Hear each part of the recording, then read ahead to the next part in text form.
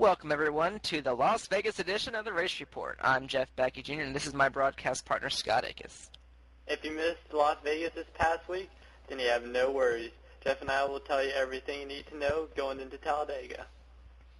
This week, we have a driver making his debut on the Race Report. If you've been tuning along, you know there's not many of them left. Mr. Shawn Sadler. How are you doing this evening, Shawn? I'm doing all right. How are you guys? I'm doing good, thank you. First off, we have to ask, it's been a blast having you around this season in the Truck Series. Can we look forward to having the same pleasure in the Cup Series this upcoming season?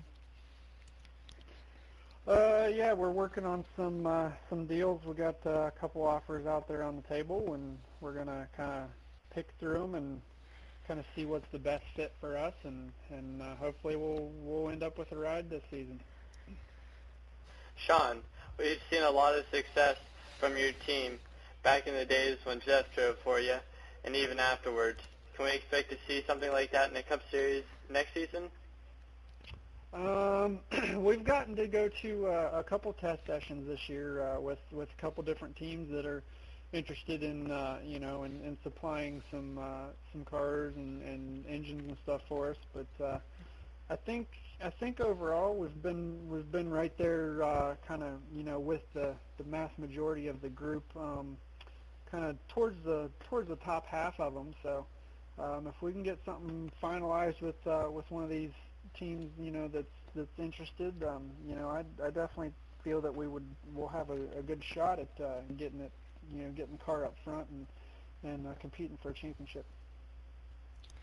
That sounds great. Now, recently you've done a lot of dirt races, and you're known to be the quote-unquote Kenny Schrader of the OCRL. Did you want to talk a little bit about your dirt racing efforts?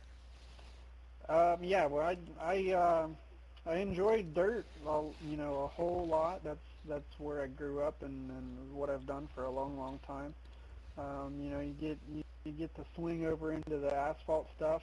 We had a couple good years there as a team with Jeff, and we've brought guys in through pretty much just about anybody in the league. I mean, we've had Michael Gruby race for us. We've had Mike Enos race for us. We've had Corey Bunch, and we've had a lot of guys come through. Jeff, you've driven for me for a couple seasons there, and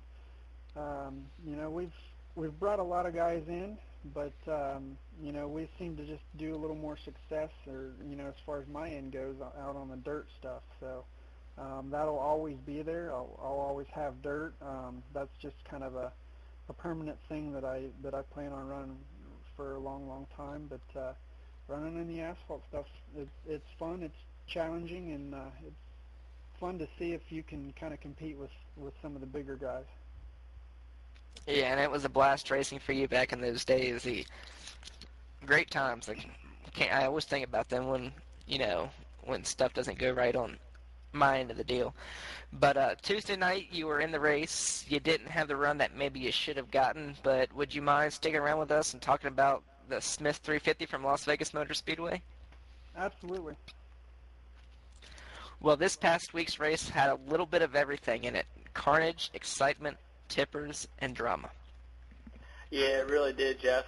We started off qualifying last night, and JRM got their 40th pole. We had JRM 1, 2, 3 in qualifying, and I started 5th, and we just went from there. The race was pretty good in the beginning. We had a couple green flag runs there, and I think I took 2 tires, so Jesus up front, but that really didn't work out for a lot of guys who did that. Right, and Jesus had and I didn't know that we started top 3 until after the race when the interviewers asked me about it, and I didn't know that you're so focused on doing the best you can as a driver that the team owner aspect of me didn't even realize that it was 3 of us there, but that was pretty cool. But back to what you were saying, a 2-tire deal. Guys like you, when we went in the pit, you were right there with me, and when you came out, we had you caught and passed in about 3 or 4 laps, so I don't think that was a good move, but for Jesus, he had like a 5-second lead to begin with, so he was able to throw that away and didn't lose much from that, and we got the caution there, so it really didn't bother him.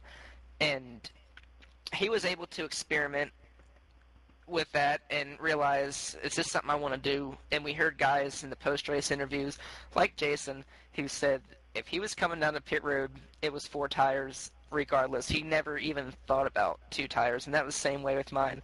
If I'm going to sit down on pit road and wait for 2 cans of gas, we're putting 4 tires on. That's going to be how it is everywhere we go, unless it's like a track like Daytona or Talladega when, like next week in Talladega, you won't see tires going at all probably, because that's just what the balance is. You qualify with those tires, they feel good, you race all race with those tires. That's just what you deal with unless you get a caution and you can take that time to do that. Right. And some of the newer people listening to this for the first time, we've normally done in-game cautions. This week we changed to call your own cautions, and I think for everybody it just made it a lot smoother. It definitely was a lot smoother to be able to have everything under control. And the reason this hasn't worked out in the past, we went all last season with it in the Cup Series, the Nationwide Series, and the Truck Series, and it was very inconsistent.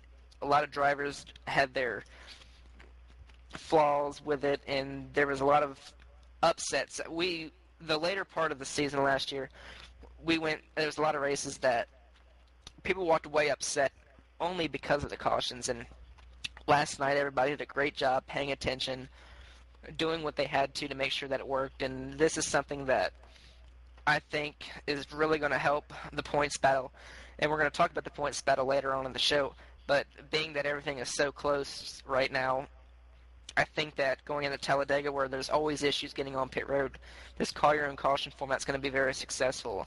Shawn, this was the first time that you had tried the call your own caution format. What did you think of it from your seat? I really like it. You know, we used to do this way back in the early days. You know, and I enjoyed it then.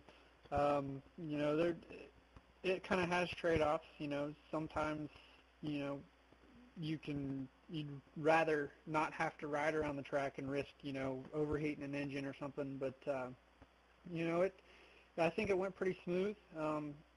We unfortunately were kind of the reason for a few of those cautions. Just kind of got a little bit of a misfortune there in turn 2 with Chris. He got down on the apron, and I thought I moved up high enough and got far enough ahead of him. When he come back up the track, he got us, and we got a caution for that, and then the truck just didn't run right the rest of the night. I think we bent some mounts, and you know, it didn't really help. But you know, as far as the call your own cautions, I think it went fairly well. And through the most part of the race there, I mean, everything was pretty smooth and calm. The cautions that we did have were really for single truck incidents there, and most of the race it was pretty calm out there till I think about probably 40, 30 laps at the end of the race. I think that's when everything really started picking up, and we started seeing a lot of people being and banging and trying to get the most out of their trucks. Yeah, we had 4 cautions all night long. So if you were in that race, and this was one of the smallest fields that we had all season long, so we're going to a track next week that most everyone comes out of the woodwork. I mean, you're going to have guys making their first start of the season for the super speedway tracks. People love Talladega. I expect to see the entry lists completely packed. We're going to go back to heat races next week, I'm sure. And it was a good week this week to learn because we had a small field, but also it was the first week, and it would have benefited if going into a big track like Talladega. And thankfully, it is a big track where there's a lot of room for error. So we'll be able to do that. But we did have 4 cautions all night long. The first one did come out about lap 40. We had two fuel runs. We had just ended our second fuel run. Pits, green flag, round of pits, that's what I mean, not fuel runs. But we had just ended our second round of green flag pit stops when Shawn actually brought the caution out. They had something go wrong there in turns 3 and 4. And that was just one of the few that they caught in. And then Chris Hiller was, of course, his bad luck continued, and they brought out their fair share. But that's where the business picked up, was right there in the middle of the race. Yeah, we probably, like I said, 30, 40 laps. We had a caution for something, and once we restarted, we had guys that were lapped down, like Jason Gaines. I think he was lapped down in the back, and same with Shawn. And in the back there, I guess somebody had gotten in Jason or slowed him up or whatnot, and that brought out a caution. And then after that, we had another run there for a little while, and we had somebody wrecked again. And then we had 3 cautions at the end of that. And the last caution, I think it got you, Jeff, and Stevie. That one wasn't really a caution. We'll get to that later on. But it's funny that you mentioned Jason because there was a big miscommunication. Them guys were the second fastest all race long. They ran in the top 2 up until that point under the green flag around the pit stops. When the caution came out, the crew spotters usually supposed to keep track of timing and scoring and all that stuff. So the crew chiefs and the drivers completely unknown to where they are on the track. And the crew chief said, you know what, let's get 4 tires and go to the end of this with this thing. And they came down and didn't know that they were eligible for the wave around. And that kind of ended their day and put them in bad company, so to speak, from where they should have been. If they would have stayed out and gotten their wave around, they would have been good. But that put them in the back. We get a few laps under green, and he was telling me that he got into the back of somebody that didn't get the going down the backstretch, and Jesus ran into the back of them, and that's 2 of my trucks that got taken out. And it's an expensive day for all 3 of us at the end of the day, but definitely upsetting for those guys. They're taking it hard. They're just hoping to go to Talladega next week with a new mind and stuff, but that was the 3rd caution, and then that was actually the 4th caution, the one where you were talking about me and Stevie. That wasn't a caution because we were inside 10 to go with the new call your own caution format. There's no cautions with inside the 10 to go, so on that late race restart, it was with 10 laps to go, it was pretty hairy. Yeah. And Shawn, what did you see at the end of that race? Did the track really change a lot? Is that why drivers were having trouble, or was it just the fact that business was picking up and they were just trying to make as much ground up as they could get? Well, towards the end of the race, when we got that big wreck with Chris there off turn 2 and bent some parts, and I'm pretty sure tweaked the frame pretty good. So our truck just did not handle at all.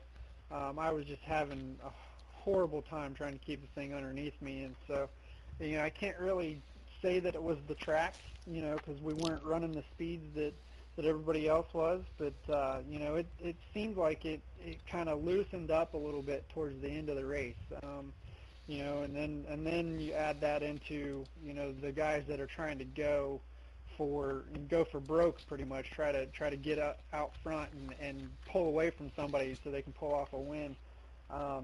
Just a little bit of both. The track kind of gave up a little bit of grip, and a lot of guys just trying to put the hammer down and go to the front. Right, and that's exactly what I think it was too. Was just business was picking up, and with that late race caution, everybody thought they were able to win it from that point. So that brings me to my next point. I lined up 4th on that final restart. Scott was in front of me. His teammate Steve Anders, the point leader, was lined up P1 down the inside, and Andrew Mickey was lined up inside me. So I thought that the outside line was not the place to be, and Stevie scratched his start. They got off to a slow start, and we get rolling, and we get back around the track, down the backstretch. Stevie's wobbling down the backstretch. He gets into, I believe, Scott, you were telling me that he got into you a few times, and we get down into turn 3, and we talked indirectly through text messaging, but he told me that I was pinching him down a little bit, and I'd have to admit I was pinching him down getting into the corner, and then he wobbled up into my door. I realized I was probably pinching him too low, so I got up there in the notorious junior line and was rim riding along the outside, and it scared the hell out of me going 185 miles an hour up against the wall, and out of nowhere the left side of my car was just completely obliterated, and it bounced off the wall, and something in the front end broke and snapped me to the left, and if I was going to take out anybody, I'm glad it was the car that caused the incident, but I hate it for Stevie being that he was in the points lead, and I think that could have been avoided, but maybe it couldn't. I can't talk for him. I can't really say what should have happened or could have happened, but it was just a missed opportunity. I think both of us could have really had a good night, or one or the other could have gained or lost something, and it would have been interesting, but all in all, I think it all worked out. He still maintained the points lead. We have a really close battle going into Talladega with just 2 races left, and you think the wrecking stops there. You're completely wrong, because we get down 10 laps to go, and my teammate Jesus bumped you there in the late going with about 4 or 5 laps to go. He pulled the bump and run on you down in turn 3, and they always say if you're going to bump and run, you better make sure you can run. And Jesus wasn't able to do that, so you got back to him in the last lap and moved him up out the way.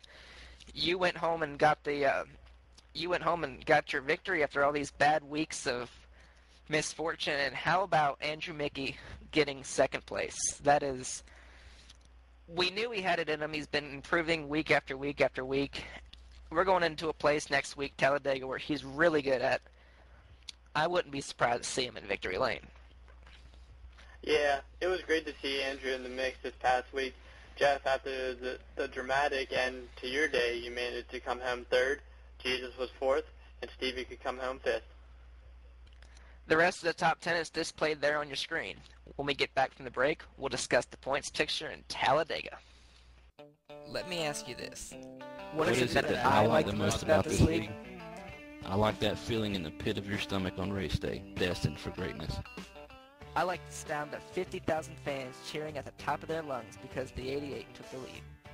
I like hearing those 4 famous words, gentlemen, start your engines. I like that fine line between checkers and wreckers. Going from green flag to checkered flag, knowing you raced the best and won. I just like that I'm a part of this league. This is my. This is your. This is Our. OCRL.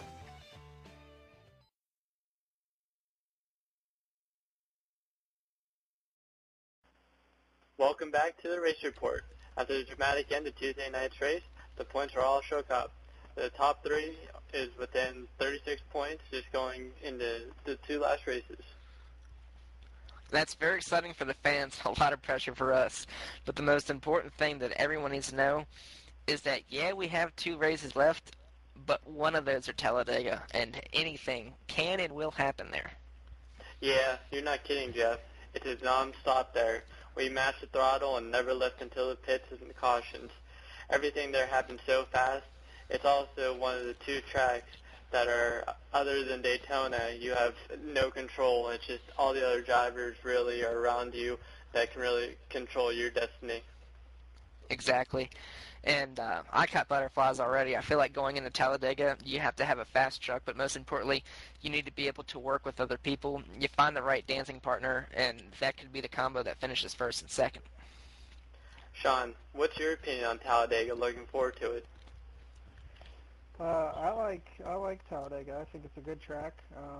Anybody that knows me and has been around me for a while knows that most of the time I run fairly decent at these restrictor plate tracks. You know, it can be in a Sprint Cup car, it can be in a Nationwide car, it can be in a truck. I usually kind of bide my time and kind of just stay out of the way for the most part, try to miss some of the carnage that usually comes from these. But usually at the end we're competing for the win. You know, I think with the group of guys that we've got this year, you know, consistently every week, I think it'll be definitely a crapshoot to see, you know, who can get the early lead, who can hold off, you know, the charge, you know, towards the end of the race. I'm actually excited, Shawn, to see what you guys bring to the to the track, because quietly I'm one of your biggest fans. I like to see you do good, and I hope that Talladega is where you can pull it off. And it has been a pleasure having you on the show this week, and we hope to see you back here soon. Yeah, anytime. I enjoy being here, and you guys got a nice facility here. Scott, I know the time's ticking down here, but let's talk Talladega for a minute. We go in there and driver to driver, this is a new section that we're actually going to start next season on the new season of the Race Report with the Cup Series and all that stuff. But driver to driver, talk about your truck. What do you think is going to be your strong point going into Talladega? My strong point going into Talladega really is just getting the balance of the truck right. When somebody's pushing you, you really, the front end, it just dips down, and somebody that's normally lifting you up in the rear end because of the trucks not really connecting so well. So for us, really, it's just trying to put weight in the back end so you don't use up your front tires too much there. And then, frankly, just not trying to be too loose, making sure you get the best fuel mileage out of your truck, and just, trying to stay out of trouble. Yeah, and for me, I feel like it's teamwork, and we had the group discussion at the shop this past week. Actually, it was yesterday, and we talked about it, Talladega that is, and I feel like our strong suit is teamwork. We've got 3 trucks, and all of us work really well together, Jesus, Jason, and I, and we always bring fast trucks, and when I mentioned that you have to have the right combination, that's what I'm talking about. We talked about Daytona 2 seasons ago. When we showed up there, me, Stevie, and Jesus were teammates, and we had a whale of a season opener for us as a team, and I feel like we can go to Talladega and do that again if everything works right. Of course, we had the issues that happened with Jason and them guys early in the season at Daytona, and Jesus was looking like he would have had a good truck to go, but they ended up wrecking, and I just feel like if everything goes our way, Talladega can be where I get my first one of the season, or it can be a good track for me personally, but as a team owner, I think it'll be a good track. And Shawn, you said earlier that it's an exciting track. Tell me, talk about it. Yeah, I mean, Talladega is an exciting track. I mean, it's fun. A lot of people think, it's going to be boring. They're just going to go flat out all the way around. You got to remember, we're running 2-3 inches apart from 90% of the time. You got guys pushing in front of you, or pushing you from the back, which in turn you're pushing somebody in front of you, and and it's not just a single line. You got a group of guys to your left, and if you run on the bottom or get stuck down on the bottom, you got a group of guys to your right. So we'll see some 3-wide moves. We may even see some 4-wide moves here. It's a wide racetrack. I think it drives a little bit better than Daytona.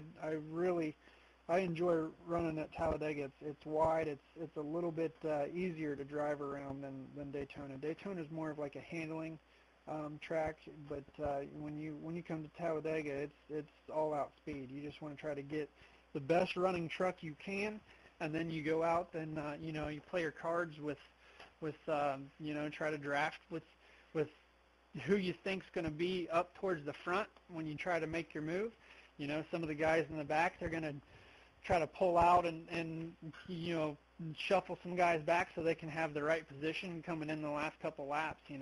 That's where the big race is going to be, is to get to the last few laps. Once you get to the last few laps, everybody knows what goes on there. It's pretty much every man for himself. If you're a teammate or not, you're still wanting to compete for that win. So if you're in the same shop and 2 of you haven't won yet this season, both of you want to go for it. We may see teammates make small mistakes and cost them a win, or you might see teammates hang together. You might see a couple guys that aren't teammates, like for example us. We don't have any teammates out there, so I've just got to find a kind of a dance partner to ride with for most of the race. I'm just going to kind of look for somebody that's quick, and somebody that our truck will either handle well and run with, either in front or behind. That's another thing. Some people have their setups will run, they'll push anybody to the moon, but when they get out in front, it just doesn't run. It feels like you got a parachute on it. And then you got guys that can run out front all day long as somebody pushes them. If they're underpowered, or just the setup doesn't want to keep the speed in the car. or the truck, you've got guys that'll run out front and somebody gets hooked up behind them and they'll stay out front the whole time. So it's just going to kind of be, it's like a chess game. You just got to play it right and kind of be there towards the end. You hit the nail right on the head there with that. I mean, what he said, that's Talladega, and that's how it is. But we're talking the top three right here are within 36 points. I believe that's the picture. The top three, myself, Scott, and Stevie, are within 36 points. As a driver, you can't look at Talladega as a race. You got to completely blank Talladega out and focus on Homestead, because you can't points race at Talladega with what Shawn said. You're so close, and being that close and going that fast and having people push you, and you're along for the ride. You are not racing the truck. You are not racing nobody. It's a high-speed chess match, and somebody else's mistake could cost you a race, or in mine, Scott and Stevie's situation, a championship. Yeah, it really is. I'd like to get your guys' opinion, first you, Jeff, on, what your strategy is going into a race. We know some drivers who, rookies coming into this race, they might say, hey, I just want to stay in the back, I just want to finish the race. Some of the drivers that have been here for a while, they say, I just want to go so hard, I want to get right up front, I want to try to get out there by myself. What's your strategy normally going into a race at Talladega? Normally, it's we always have this conversation in the hauler before the race too, as a team. Normally, I say, boys, get out there, get your lap sled, and get the hell out of danger. It don't work that way, because you go up there, and once you taste leading a lap, you want to lead them all. So what I usually do is I'll stay up there and I'll get shuffled back. If I get shuffled back to like third and there's cars behind me pushing me, depending on who it is behind me, if we're just riding along, or if it's straight lane to bumper to them, then I don't really like racing that way. I'll back out of line and go do something else, or try to get to the front and stay to the front. But I like being in one or two places at the end of the line or at the very, very top of it. I don't like being in the middle much, because that's where the problems start. The person in the middle can't take the bumping and the hitting, and they get out of shape, and it just clogs everybody up, and that's where the incidents happen. And I don't want to be that person or around that person, so I just try to keep myself out of that kind of danger.